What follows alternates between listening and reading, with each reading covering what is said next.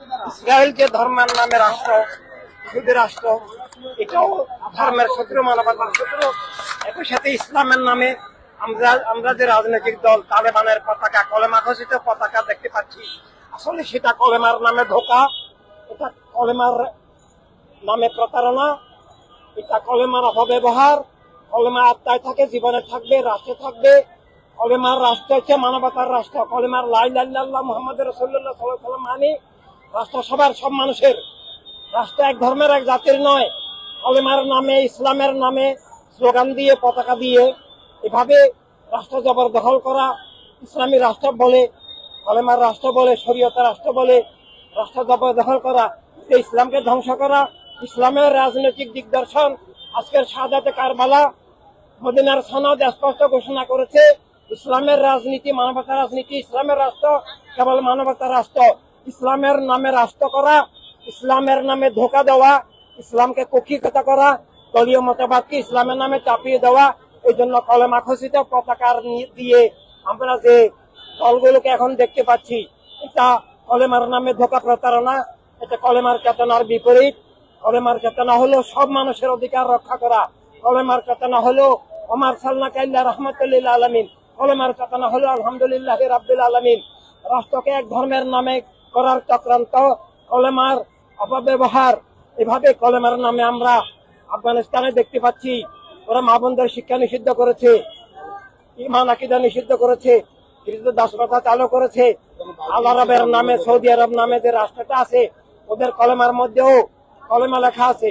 কলেমার লেখা আর কলেমার আসল বাস্তব রূপায়ণ ভিন্ন জিনিস। কলেমার নামে ধোঁকা থেকে আমাদেরকে সতর্ক থাকতে হবে। তাই কলেমার আত্মা, কলেমার জীবন, কলেমার রাষ্ট্র, কলেমার বিশ্ব অবশ্যই হতে হবে। সেটাই সত্য, ন্যায়, সব মানুষের, মুসলিম ও মুসলিম নির্বিশেষে সব মানুষের সমান মালিকানার যে রাষ্ট্র, নাগরিক হিসাবে যারা সমান, যেখানে কোনো বিভেদ, বৈষম্য, বিদ্বেষ থাকবে না, কারো অধিকার হরণ হবে না।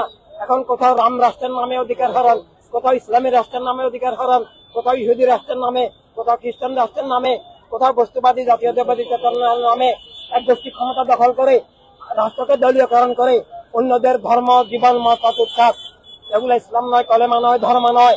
এগুলা ধোঁকা, প্রতারণা, কলেমা বিরোধী ধোঁকা, ইসলাম বিরোধী ধোঁকা, ধর্ম বিরোধী ধোঁকা, মানবতা ধ্বংসাত্মক ধোঁকা।